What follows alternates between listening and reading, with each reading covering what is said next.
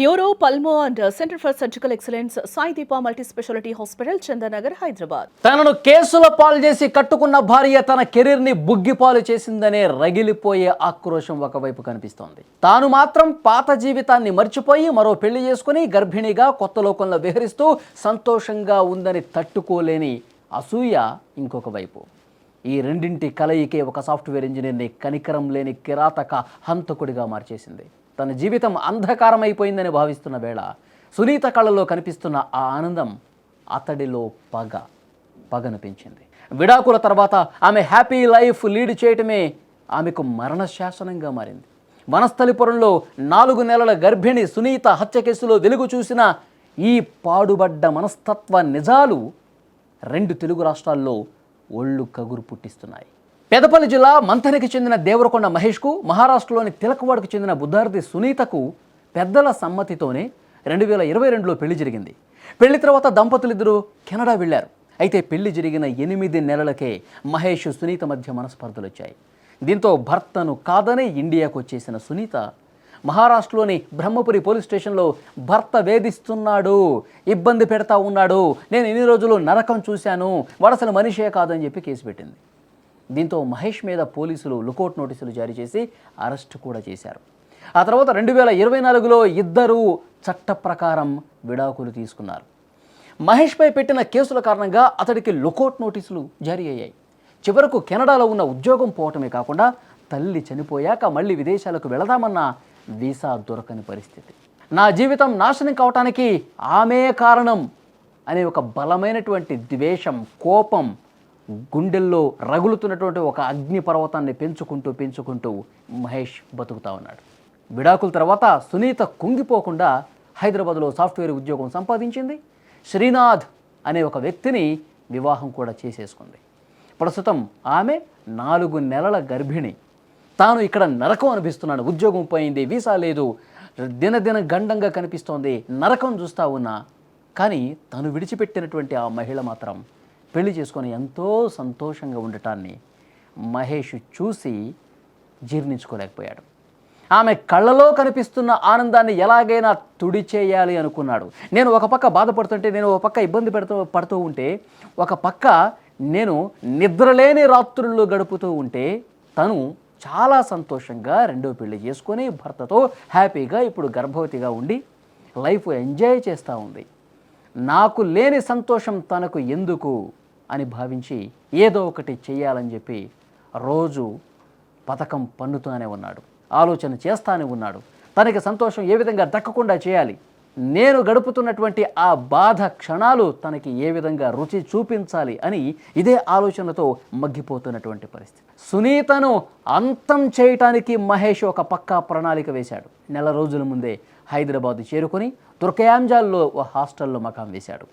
హత్య చేయటానికి అవసరమైనటువంటి కత్తి, చిన్న రంపం, పదునైన ఆయుధం అన్నీ కూడా ఆన్లైన్లో ఆర్డర్ పెట్టేసుకొని తెప్పించుకున్నాడు.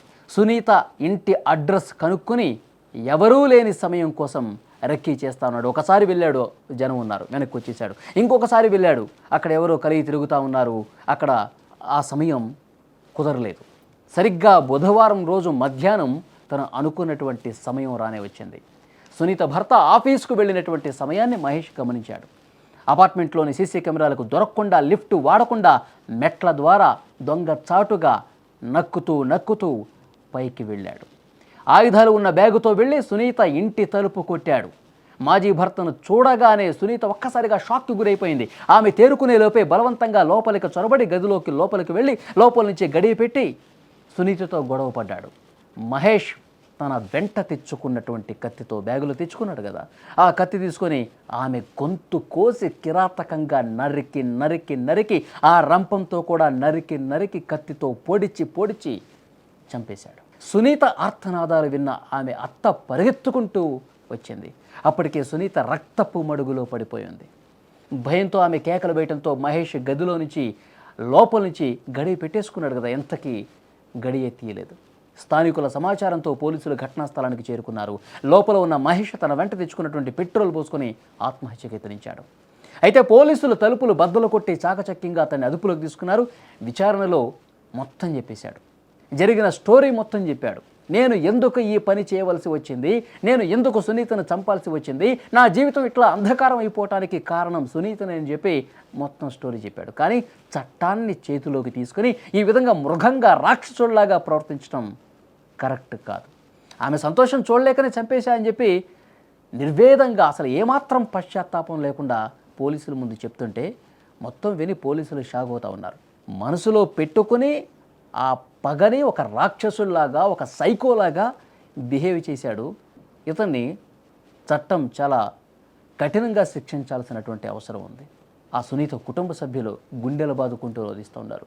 4 నెలల గర్భవతి, మొదటి భర్త చాలా దుర్మార్గుడు అని చెప్పి అతని మీద కేసు పెట్టి రెండో పెళ్లి చేసుకొని ఈసారైనా జీవితం సుఖంగా సంతోషంగా ఉంటుందని భావిస్తుండగా ఇంత ఘోరం జరుగుతుందని చెప్పి భావించలేదని చెప్పి కుటుంబ సభ్యులు, బంధువులు, సునీత తెలిసిన వాళ్ళు అందరూ కూడా రోధిస్తూ ఉన్నారు, కన్నీళ్ళు పెట్టుకుంటూ ఉన్నారు. నిజంగా నీ లైఫ్ అంధకారం అయిపోతే దానికి కారణం ఎవరు, దానికి బాధ్యులు ఎవరు? ఒకవేళ నీకు ఆమెదే తప్పని నీకు అనిపిస్తే నువ్వు కూడా చట్ట ప్రకారంగా ముందుకెళ్లాల్సినటువంటి అవసరం ఉంది. నా తప్పు లేదని చెప్పి రుజువు చేసుకోవాల్సినటువంటి పరిస్థితి నీ మీద ఉంది. నువ్వు ఈ విధంగా ఒక రాక్షసుల్లాగా, ఒక క్రిమినల్ లాగా బిహేవ్ చేసి ఇప్పుడు నిండు ప్రాణాన్ని నువ్వు బలి తీసుకుంటే ఇది కరెక్టా? సమాజం యాక్సెప్ట్ చేస్తుందా? నిన్ను కన్న తల్లిదండ్రులు కూడా క్షమించరు మహేష్, గుర్తుపెట్టుకో. ఒక సైకోలా బిహేవ్ చేశావు, ఒక దుర్మార్గుల్లా బిహేవ్ చేశావు. సో డెఫినెట్గా పోలీసులు ఆయా సెక్షన్స్ మీద కేసు పెట్టారు. ఈ సైకో మహేష్ కఠినంగా శిక్షించే విధంగా సునీత బంధువులు కోరుతున్నట్టుగానే పోలీసులు యాక్షన్స్ తీసుకునే ప్రయత్నం చేశారు. తప్పకుండా ఈ వీడియో మీద మీరు కూడా కామెంట్ చేయండి. సునీత, మహేష్ వీళ్ళిద్దరూ మొదట భార్యాభర్తలు. వాడు ఈ విధంగా తయారు అయ్యాడు అంటే, ఇంత దుర్మార్గంగా చంపేసే పరిస్థితికి వచ్చాడు అంటే ఎలా అర్థం చేసుకోవాలి? తప్పకుండా మీరు కూడా కామెంట్ బాక్స్లో తెలియజేయండి.